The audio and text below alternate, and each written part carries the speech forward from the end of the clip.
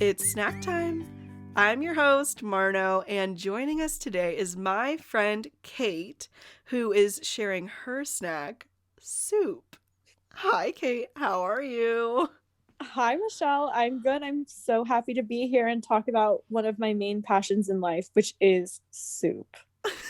I'm really excited to hear what you have to say because I know that you do love soup. I mean, I think there have been multiple times where either you have eaten soup in my presence, or we've talked about soup, or we've talked about soup so much that then we eat soup.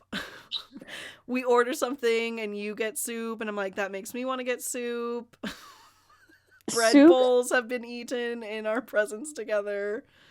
any food that gives me the excuse to eat an entire loaf of bread in a sitting is the meal/snack for me.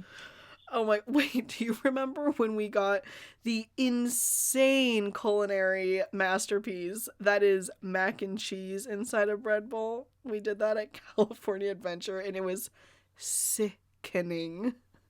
Literally, I oh yes, I do remember that. Also, I can't believe that we would do that to ourselves before like going on a roller coaster. Also, I think that the mac and cheese is definitely for like toddlers. Yeah, it's So we like probably only like on the kids menu. it's only on the kids menu, and I feel like we probably like drained their entire stock of mac and cheese for that day for the toddlers. Oh my god. I mean, it was good, but it was a lot. Like we should That's have too definitely much. split. It was too much. Yeah, that was a mistake. But But does mac and cheese count as soup? Are we counting that as no, I soup? don't think so. It Okay. just bread bowl made me think of that. It is soup adjacent. It's on the soup menu at Panera, if I'm remembering Oh, correctly. true. Yeah. When you get the like pick two and you can get Yes. like I think the menu literally says soups and mac, and then yeah. followed by the list. Well, okay, before we talk too much about soups, Yes. the listeners have to know, are you a salty or sweet snacker? This is the question that I was dreading. I think you did ask me this last time I was on, and I can't remember what I said, but I guess I'll just answer truthfully and with my heart. I mean, And I yeah, have I snack tastes evolve, you know. I true. Although we do ask the question of this binary in the snack world, we as a people, as snackers, at least snackers that listen to this podcast, hopefully we all agree that, you know, the gender binary and any kind of binary is just, it's not sustainable. It really doesn't exist. But True. for the purpose of just knowing what our fellow snackers prefer most of the time, you know, if you want to treat your friend to a snack, I want to know, would you rather have a sweet or a salty? But all this to say, I accept whether or not you change your answer from last time. Okay, I think I'm gonna have to go with salty, but I'm like like 4 on the Kinsey scale of snacks. Like the salt more so salty, but like more towards the middle of both. I don't know. I don't remember if I'm remembering that scale correctly, but slightly to the right of salty. Yeah, that makes Does that sense. make sense? I feel like I'm usually towards like the middle too in terms of snacks because I crave salty a lot more, but then, you know, sometimes you just really want that sweetness, but then if you have the sweet, you might want a little bit salty after to like balance it. I usually go salty then sweet as like a little dessert moment. Love it. Okay, well, so now that we've gotten that out of the way, let's get back into the soup discussion.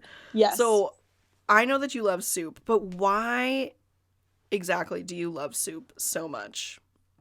Okay, so many reasons. How much time do we have? I mean, as much time as you want to take.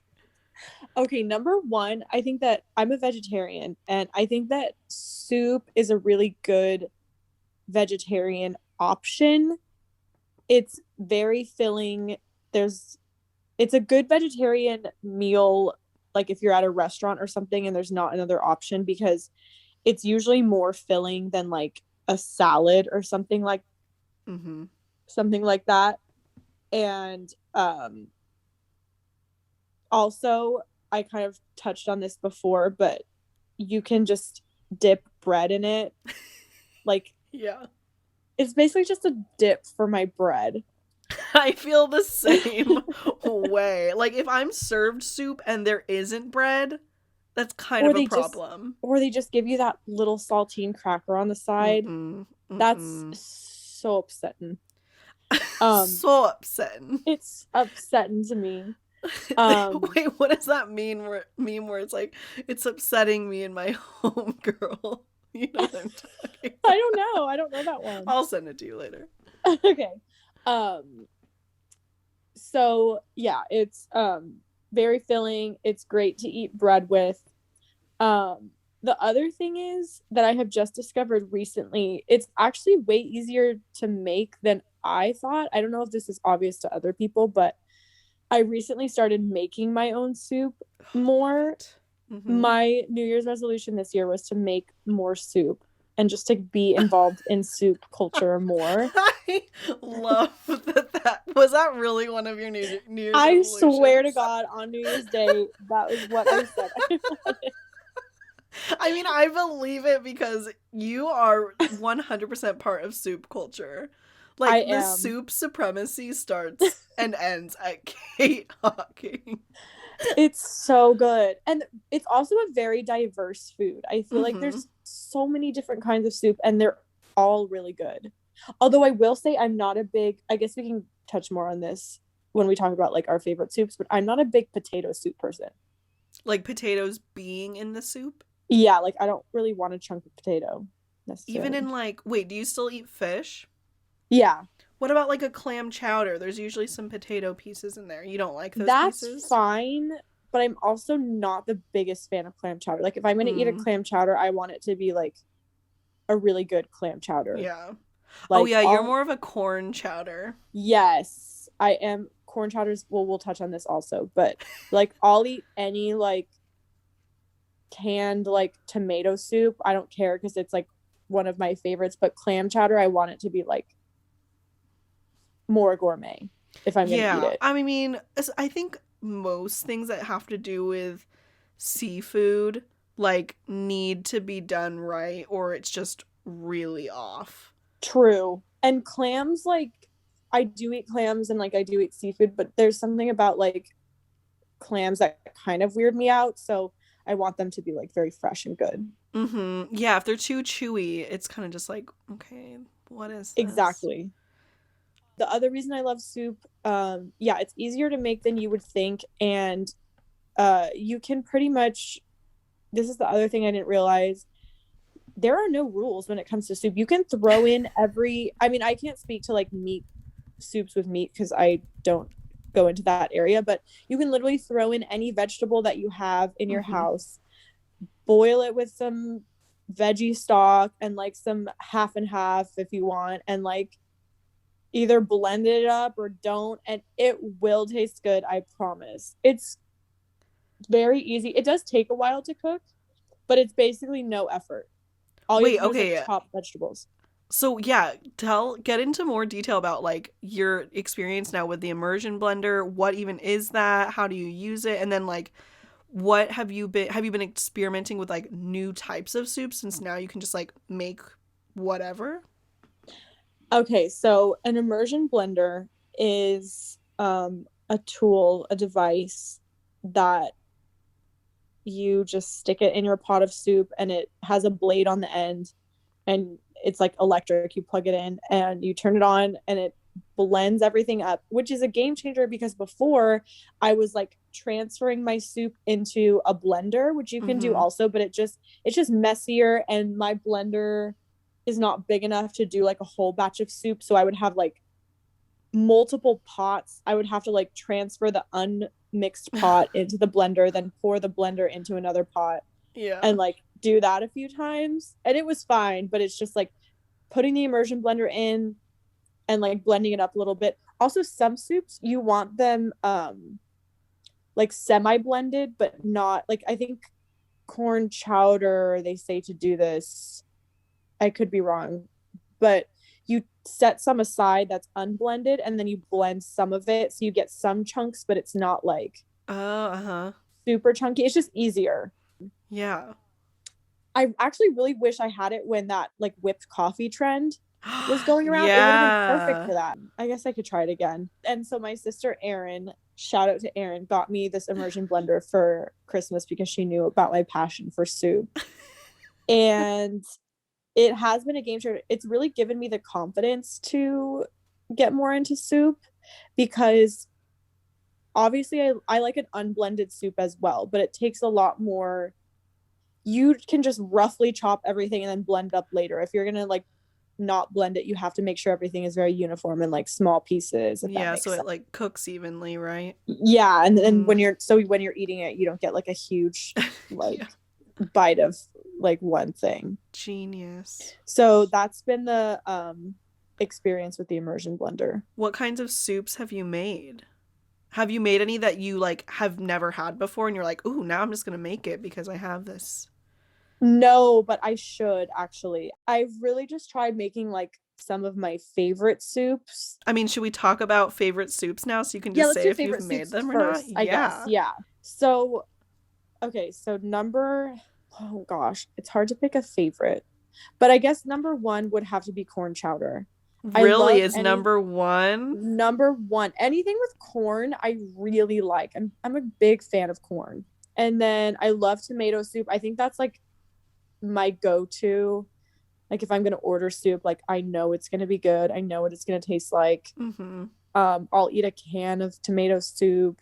And then broccoli cheddar is a great honorable mention. I've made that. That one is really easy to make and it's really good. Low risk, high reward, I would say. Yeah. Or like low effort, high reward. I feel like because like the ratios don't need to be as precise with broccoli and cheddar. Yeah. That's the other thing about soup that I should mention. You can literally just try it and then like see if you like it and then you just add more of like what it's missing. You know what I mean? That's like how you decide if it's good or not. You just like taste it and then just decide what else you want to put in it. Yeah. So those would be, I guess, is that only three? I guess I do like a lentil soup. Lentil is another like good vegetarian option. I feel it's really filling. I used to have a lentil soup for dinner like at least twice a week in college because there was like some like soup and like half sandwich deal like at some random cafe on my campus. I was like right by one of my classes that was in like an auditorium kind of thing. So I would literally get my like lentil soup and like, I don't know, some random little sandwich and just like eat it in the lecture hall. That sounds so good. I want that right now.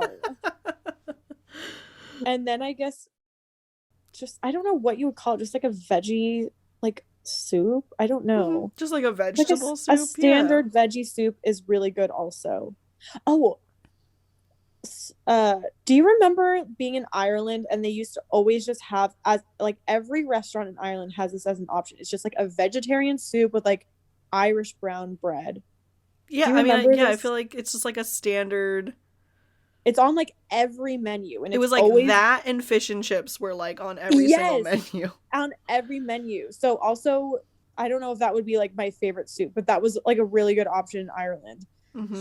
And like hearty, I feel like it wasn't. I don't know. Sometimes I feel like you see a vegetable soup and you're like, oh, I'm gonna be hungry if I eat that, but for sure not there. Also because they give you bread, obviously that helps.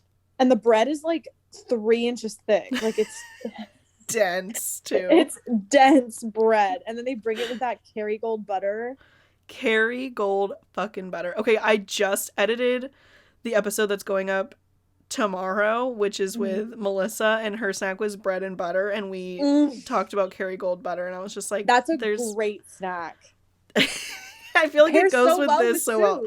Well, okay, so in that episode, I asked like, okay, bread and butter isn't probably typically what someone would think of as a snack, and I think the same could be said for soup. So why for you? I do also want to say like my top 5 favorite soups. Oh yeah.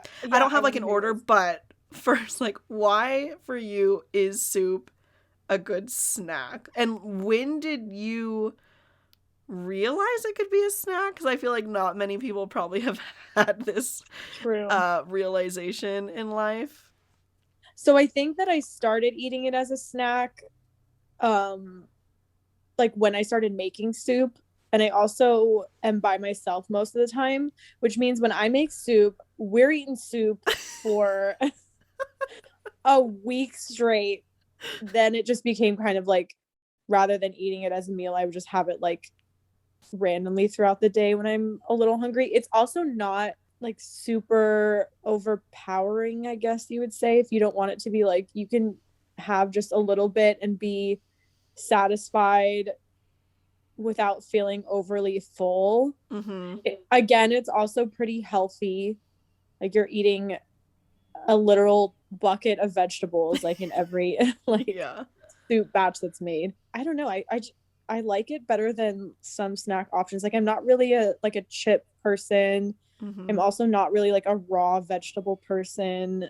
I know that there are more snacks than that, obviously, but but those are like really easy go-to. Yeah. Like, especially raw vegetables. It's like, okay, if you want to be healthy, raw vegetables is like the easiest snack. Yeah. But if you don't like them, then yeah, like soup, especially you're saying you make a bunch at a time. So if you have like a whole thing of soup in your fridge, you can literally either get like a tiny cup full or a huge bowl full.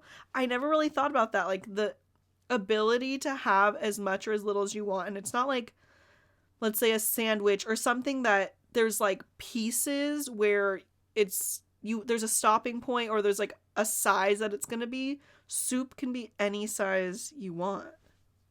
Literally, the possibilities of soup are endless. Also, soup is usually on like the appetizer menu, and I would argue that appetizers are a snack. Oh, 100%. You know? This is something we talked about in Melissa's episode too, because bread and butter is usually an appetizer. So it's like, yeah, so it is a snack, because an appetizer is just the snack you eat before your meal. You eat. Yeah. 100%. But then soup is just like extra versatile, because it can literally just be a whole meal, because you just pour more soup or like add more bread to it to eat with it. Yes. Wow, am I like becoming part of soup culture right now? I mean, I do already love soup, but like soup as a snack. Yes, I think everybody loves soup. Like, I think everybody likes soup, but everyone should realize how much potential and power soup has. And you know what I was just thinking right now? Because this whole time I've been like, what are my top 5 favorite soups in the back of my mind? But noodle soups are also soups. Oh, yes. I forgot about... I was just thinking like soup, like regular soups that you'd like think of that come in a can possibly. But then there's like noodle soups. And I got to noodle soups because I was thinking like my number 1 soup of all time is a Filipino soup called sinigang, which up until I became an adult, I just called it sour soup. That's what me and my sister called it. But that is like, has tons of vegetables. It is like a very, like, the broth is just from this like tamarind. Like, sometimes people cook actual like tamarind in it, but we just use like the soup mix for that flavor. But then you can put whatever vegetables you want, whatever meat you want. If you want meat, fish is really good with it too, and then you usually eat it with rice. But then, so I was thinking of that, and then I was like, wait, noodle soups are also like ramen, pho. Okay, it is a crime that I still haven't tried pho. And there's plenty of vegetarian pho. Like, also, I think so, like, readily available. It is so readily available. It's everywhere. I don't know how I haven't. I usually don't buy soup. Well, that's not true. Like, I don't know. I have no excuse, I guess. Well, I know I would like it. I just haven't done it. It's so good. Well, I feel like too, it's perfect when it's cold outside. Yeah, so that's what I've heard. I mean, it's also good when it's hot, I guess, too. But anyway, noodle soups. But I also like all of the soups that you were saying. The only thing about tomato soup is I don't think I can have tomato soup just by itself. Like, I need to at least have bread, but preferably a grilled cheese. Oh, And do you know what I think of when I think of a tomato soup and grilled cheese? I think of that fucking, what restaurant is that in Disneyland that they do that tomato soup and The grilled Jolly cheese? Holiday, bitch. Yes. I know exactly what you're talking about. Oh, that's a great meal. That's like maybe my favorite meal at Disneyland. Well, It's but also, so good. why is Disneyland such a soup haven? They're like It famous really for their is. bread, for their bread bowls. Wait, I never really thought of that, but I I've haven't never had a either. soup that I didn't like at Disneyland. I think I have soup like every time I go to Disneyland. Why is soup like the thing to get at Disney, or like gumbo or whatever, those bread Yeah. bowls? And like they have the clam chowder there, which when I've had their clam chowder, I've liked it. It's good, yeah. What other soups though? I feel like there's at least sometimes they have like special soups. I feel like I've tried, but also it's perfect because especially at night at Disneyland, it does like get cold. Uh-huh. And so, especially if you're staying for like a nighttime show or something, soup is just perfect and comforting, but not too heavy because you know you're True. still going to need to be walking. Yeah. What would I give to be sitting on the ground waiting for Fantasmic Oh, with a bread bowl of soup? so snackers, before we started recording, Kate and I were just catching up because we haven't talked in a while. And I was like, do I just want to work at Disneyland post pandemic just for like perks? And like, literally, I could just like go eat soup at Disneyland and not have to pay for a ticket or a pass, which, you know, if I don't work at Disneyland, I'm getting that pass when they come out with them again. But like, I've done that several times. literally, that sounds so nice because you Mhm. don't even have to like leave work. You can just bing bang boom having soup. I've definitely gone to the Jolly Holiday on my break and come back and like made it back to before I needed to be like back at work. That's Unfortunately, really nice. the bread bowl place is a little too far away from like my area, but I have like gone to the Jolly Holiday during work hours. That's honestly magical. I mean, I know there's like downsides to working at Disneyland, obviously, but Well, to yeah, know I mean, that all that food is like at your work, wow. wait, so your top soup was noodle soup? Or did you? I think so I don't really have like, I don't know what order they would all be in, but I know my number one would be the Filipino soup, Yeah. sinigang. Mm-hmm. So that's number one for sure. And then I don't know if a noodle soup would be next, even because they're not as easy to eat as other types of soups. I was thinking about that floppy noodle that always gets a little Yeah. spot on your chin. So yes, they're definitely messier, but also like you're gonna need, I mean, I like to eat it with chopsticks, but you're either gonna need chopsticks or a fork because you can't just use a spoon. And one of the things that I love about soup, when I just think about soup off the top of my head, is that it's so easy to eat and you can just use a spoon. I mean, with miso soup, you can just drink it. You don't even need a spoon. Oh, I forgot about miso soup. Oh my, I want soup so bad right now. I want a miso soup. That sounds so good. Miso soup's really easy too. You don't even need a blender or anything. It's just, you can just use like a miso packet. Okay, Like I miso gotta get soup me packet. some.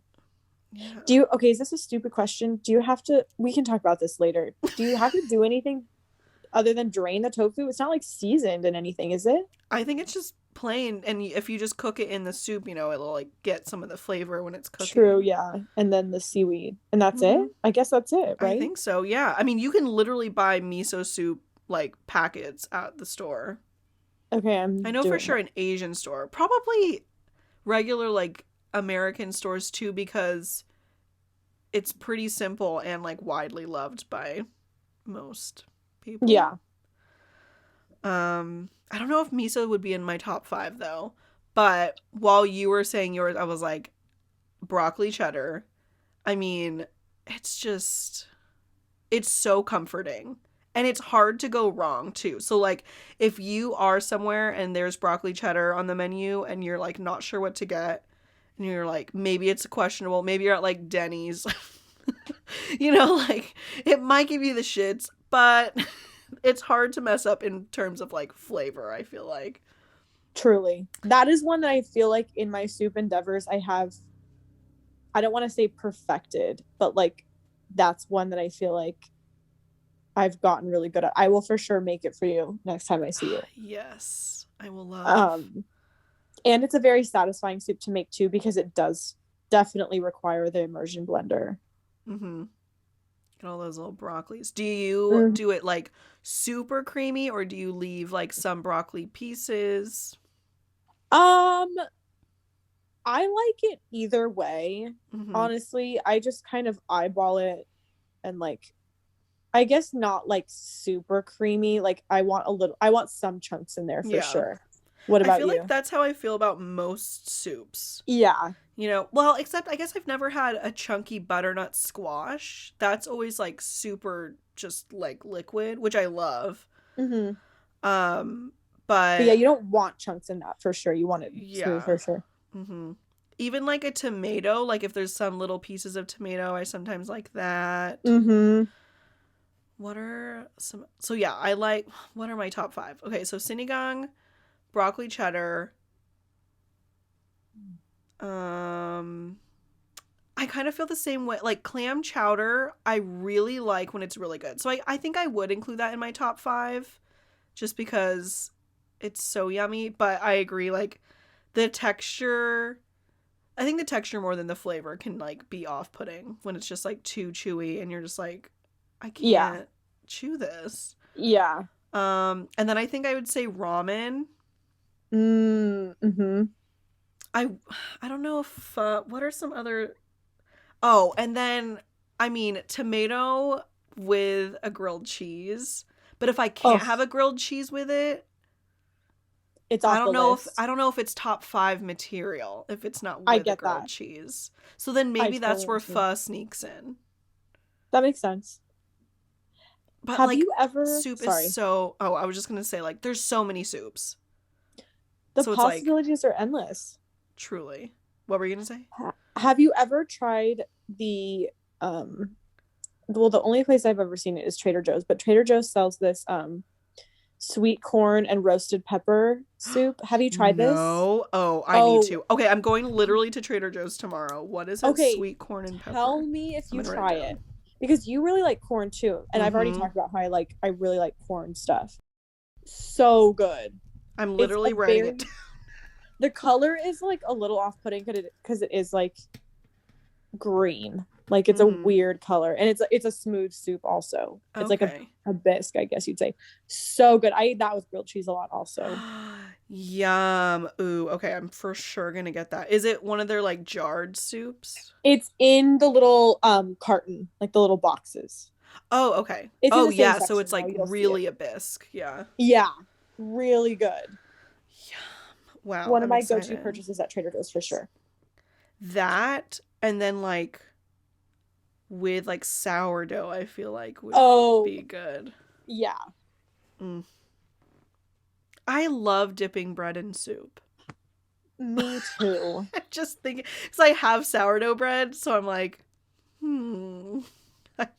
maybe I'll have that for dinner tomorrow if I buy the soup tomorrow. Oh my gosh. Well, okay, wait.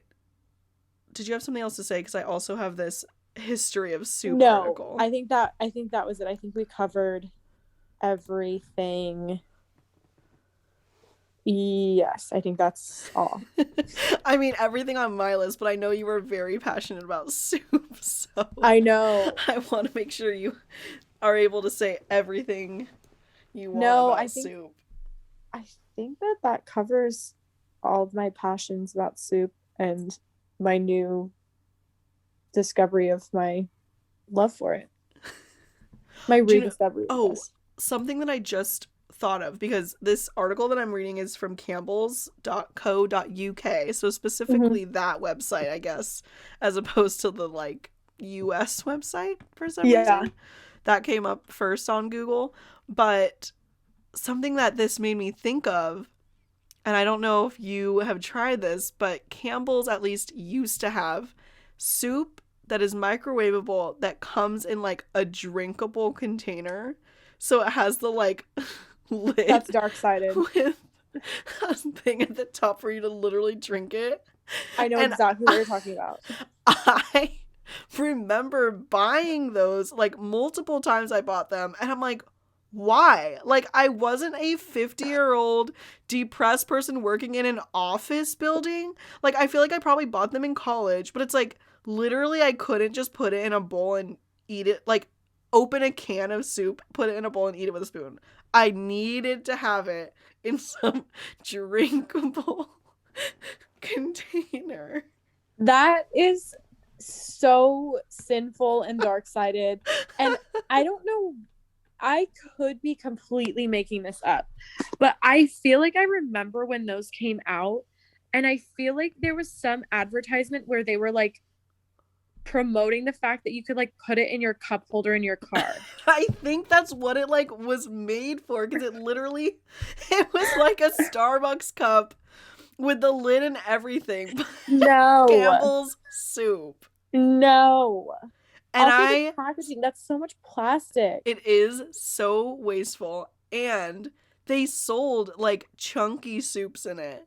And I got a clam chowder. Oh wait, was clam chowder in my top 5? Yeah, it was. Michelle. You know, this dumb bitch bought a clam chowder, and there were chunks that wouldn't go through the mouth hole. So then you just have to take off the straw? top. No, I didn't use a straw. Oh my god! But I'm like drinking those, it like boba straws for the clam chowder. Just a clam, and it's like getting stuck. You know, when the boba gets too big, and you're like sucking so. Or when the boba all collects at the bottom at the end, it's all the little like clams. But no, I wouldn't drink a hot beverage through a straw. That's scary. That is scary. That's true. But yeah, so I would just have to take the lid off and gulp down the chunks. That's no. I wonder if they still sell them. I'll need to look at the store. Yeah, next time I go to the store, I'm gonna like have a look and see if that's still a thing. And then I'm gonna write a strongly worded letter. Yeah, how busy can you be? At that point, just don't have soup. Have something else. Get a granola bar, or like a protein shake or something. If you're like that, something that you can like drink without. Like, I feel like to get soup hot enough to want to eat, but then you're drinking out of a cup. I don't know. It's just choices. Mm-hmm.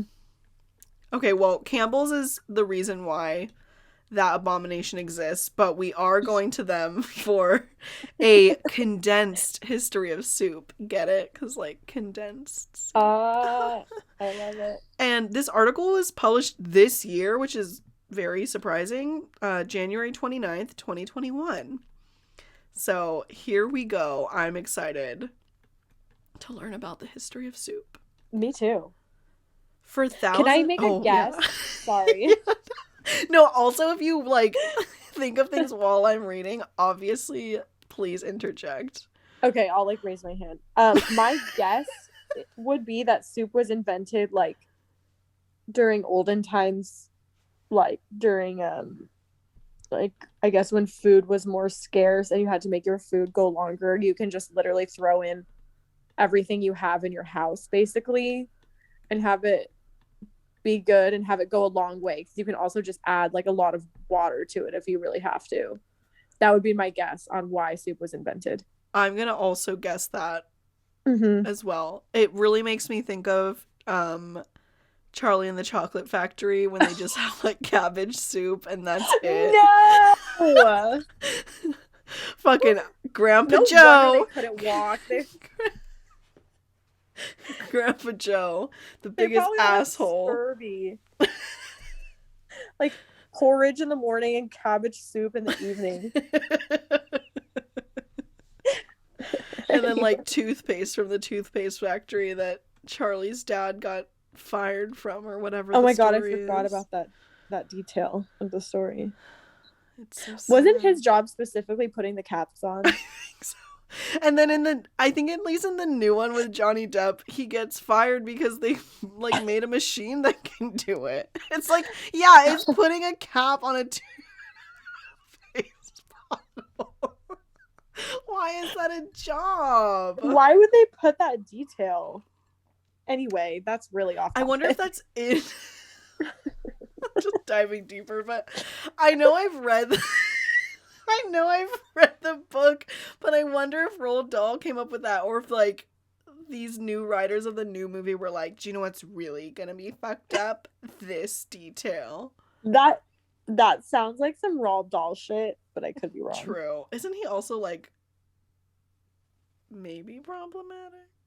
Oh no, now we're gonna cancel Roald Dahl first. No, I don't know.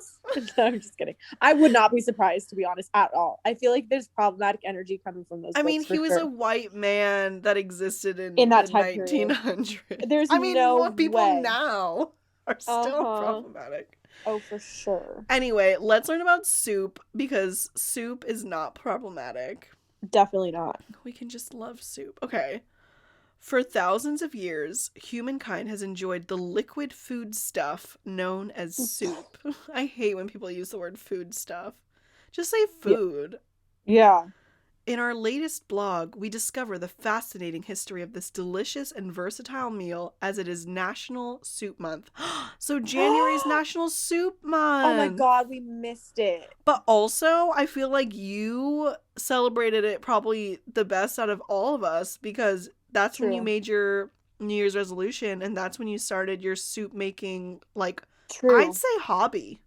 True. I did make a lot of soup in January, so I guess I did celebrate without knowing it. I love that for you. Soup queen. You didn't even know. The word soup derives from the Latin word soupa, which refers to bread soaked in broth. It was popularized in the 1600s by the French soup, with an E at the end. The word is also found in Proto-Germanic language as soup, which means to make liquid. 20,000 BC. In Cherendong Cave, Jiangxi Province, China, the first example of a soup bowl was discovered and thought to date back to 20,000 BC. The ancient pottery showed scorch marks, which would suggest the user was making a hot soup of some kind. While this is the earliest example of a soup bowl, ancient soup makers may have simply dug a pit, lined it with animal skin or gut, filled this pot with water, and dropped in some hot rocks. The use of you're saying you could swim in the soup, theoretically? I'm picturing like that big. Oh, I was picturing like a giant pond. I mean, maybe. But if they're heating it with hot rocks, that's going to have to be some hot boulders. True. The use of hot rocks to boil water was a known practice amongst Neanderthals around this time. I didn't know that. Oh my god. That's really interesting. Because they didn't have fire, they just were like, these rocks are hot, just drop it in. That makes so much sense. Also, interesting that they were literally non-humanoid creatures cooking. I didn't know that they did that. Yeah, it is cooking. I didn't. Wow. I always thought that humans were the first ones to do that. Anyway, me too. Whatever our real name is. What is it? Homo sapiens. Homo sapien. I thought it was Homo sapiens, not any Neanderthal species. Same. Anyway. Indeed, boiling water is thought to follow roasting and precede baking. Neanderthals were thought to have boiled bones to render fats that prevent protein poisoning. The result was a drinkable broth created in the water. A revolution of soup through the years. Conquering the ancient world for over 500 years, the Roman Empire had a big impact on the history of ancient soup. They brought the recipe of gazpacho to southern Spain, where it became a region famous for the dish. They also created minital apicianum, a traditional wedding soup. Meanwhile, in the 7th century, in the city of Turpin, the Chinese were developing one of their mainstay soup ingredients, the humble wonton or shallow cloud. It was so called because of the way the little pork dumplings floated in broths. How cute. We know them today as wontons. In 476 AD, with the collapse of the Western Roman Empire, soup survived in the Byzantine Empire centered on Constantinople. With its fall to the Ottoman Turks in 1454, soups of Central Asia began to influence European soup culture. Unlike Western Europeans, the Turkish used lots of vegetables in their soups and did not limit soup consumption to a particular time of day or a specific course during a meal. Okay, so Turkish people probably considered soup a snack. They definitely did. Wow, I love that for them. Me Medieval too. Europe. Soup makers in medieval Europe continued to develop soups based on a range of ingredients from meats to vegetables. They stuck to the tradition of pouring soups over toasted bread, a practice that was popular in the UK, Germany, and Greece. Okay, I kind of like that idea, but then the soup would just get soggy. I mean, the toast would just get soggy. Yeah, I don't know why they're pouring it over and leaving it in there. It's interesting. Okay, here's our part. Renaissance Europe. Snackers, if you don't know, Kate and I love Renaissance fairs. In the 14th century, the course of soup changed once again, this time because of fashion. The style during 14th century Europe favored stiff ruffs around the neck. This made eating soup by lifting the bowl to one's lips difficult.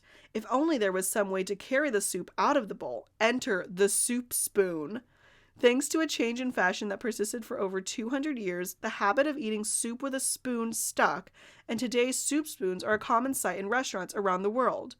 Wait. So before that, people were just like drinking soup out of the bowl. Oh, so Campbell's was with that. They needed that cup, whatever, the cup of soup. Campbell's was like, do you know what? We're going to take it back to before the Renaissance. Throwing it back. I wonder if also, this is obviously like speculation, but if you're like wearing a tight corset or something, soup is like a good option to eat, I feel. Yeah. Liquids. Mm-hmm.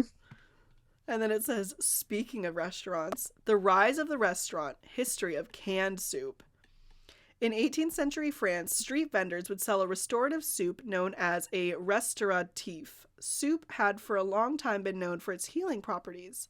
When an enterprising man named Boulanger decided to open a quiet eatery featuring soups, eggs, and other restauratifs, the first restaurant was born. Wow, the first restaurant? What? In 1786, the first luxury restaurant opened in Paris. This led to a trend of gastronomique cooking styles that in turn defined the types of soups we know today. Clear soups were classed as bouillons and consommes, while thicker soups became purées, bisques, and veloutés. It was during the 18th century that soups really started to diversify and become little bowls of creativity. By the late 18th century, you could tell a lot by the local flavor by tasting soup. Every region had a unique taste that used the local produce to make a tasty local soup. From the asapao rice soup of Puerto Rico to the gumbo of the southern United States to Koreans' yukgaejang spicy beef soup, every state and every nation had a soup to call their own. In 1897, Dr. John T. Dorrance, a chemist at the Campbell Soup Company, invented its famous condensed soup. Condensing soup allows it to be packaged into a smaller can and sold at a lower price than other canned soups. The soup is usually doubled in volume by adding a can full of water or milk. Soup in the 20th century. With the 20th century came more technological advances in soup. In 1958, Nissin Foods in Japan developed a dried ramen noodle soup using a dried soup stock and a nest of dried noodles. Adding boiling water to these simple ingredients creates a delicious and convenient soup. The soup industry is a thriving industry of innovation and taste. This billion-pound, they're using pounds because this is the UK. This billion-pound industry has come a long way from its humble origins as a bone broth in a cave to becoming a regular feature of larders all over the world. Today, Campbell's tomato, cream of mushroom, and chicken noodle soup are three of the most popular soups in America. Americans consume approximately 2.5 billion bowls of these three soups alone each year. Meanwhile... Who's measuring that? How do you measure that? I don't know. I guess just how many are sold. Yeah, that's true. Meanwhile, in the UK, Campbell's Soup has created 4 flavors, including cream of tomato, cream of mushroom, cream of celery, and cream of chicken. These flavors remain a popular and stable choice of soup. Nowadays, soup is very popular as either a standalone meal or an ingredient in other recipes. That's so true, you can use it in stuff. During the winter months in particular, soup is a firm favorite for being quick, easy, and flavorsome to make, which is why it's a favorite for a lot of families, chefs, and food lovers alike. The end. Is flavorsome a word? Wouldn't it be flavorful? I would say it would be flavorful too. I'm gonna Google literally just flavorsome. This is gonna bother me. But that was really interesting. Right? I mean, I guess it does make sense that people have been making soup for literally forever, but the fact that Neanderthals made soup really has me shook. It's kind of crazy that they already figured that out. Yeah.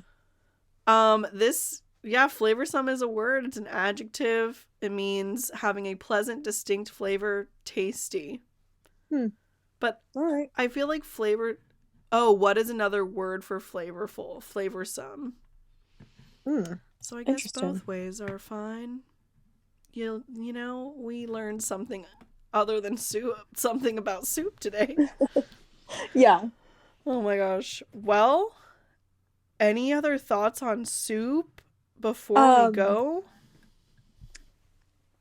I don't think so. I think my next soup project is going to be some kind of vegetarian version of a chicken noodle soup, because that is a food that I miss from not eating meat. But I don't really. Okay, listeners at home, write in. Tell me what would be a good substitute for chicken. Should I sub it with another vegetable? I guess I could do a potato. I don't really know. Or should I do an actual meat substitute? I don't know. Have you seen, I've seen multiple of these TikToks now where people make that fake chicken out of, is that the one that they make out of bread basically? Yeah, it's you purify the gluten. I don't know. You bathe it in water and then you you stretch it and it becomes chicken consistency. Yeah. Yes, I've been wanting to try that. I feel like that maybe would hold up in a soup well because it's made in water. Yeah. And I feel like it would just absorb whatever flavor is in the soup. That's a good idea actually. And I have been wanting to try to make that also, just aside from the soup. You'll definitely have to tell me how that goes if you do. But also, snackers, if you do have any suggestions, go to Snacktime Pod on Instagram and just literally comment on this, and I'll make sure Kate sees it. Yes, please let me know. So yeah, that's my plug right there. Follow Snacktime Pod on Instagram. You can follow me at Marno Show on Twitter for Twitter updates. You can also go to youtube.com/Marno Show to listen to this podcast on YouTube if you don't want to use any of the streaming apps, but we are on Spotify and Apple Podcasts. That's all my plugs. Kate, would you like to plug anything before we go? Sure. I'm not a big social media person. I do have Instagram and Twitter and Facebook. Kate Hocking, I think, on all one word, for all of those. But I do work at the Abbey in West Hollywood a few days a week as a VIP host. So if you need reservations, please call me or text me. My phone number is 714-904-2617. I will get you a beautiful reservation at the Abbey. So give me a call. Perfect. Seriously, you guys. The Abbey is the best. And now that we're all getting vaccinated and everything's being even more safe, it's time. So they're going to start doing shows in the next few months. Yes. So give me a call because you want to get a table. Ring-a-ling-ling. Text her or call her, beep her if you want to sit in the VIP. Or just sitting alone in the VIP. Call me. What a perfect way to end this episode. Sitting alone in the VIP. Thank Truly. you, Kate, for being here again at Snack Time. This was so fun. I can't wait to come back. I already am thinking of ideas of what I want to talk about next. Well, yeah, we have another idea that we've been thinking about, so maybe that'll be the next one. Yeah, that'll be the next one for sure. You'll have to subscribe and stay tuned to figure out what it is. We are very excited about it. Okay, well, again, thank you, Kate, for being here. Such a pleasure. Can't wait for you to come back. Snackers, thank you so much for listening. Make sure you're subscribed, following, all that shit. And we'll see you next time at Snack Time. Bye. Bye.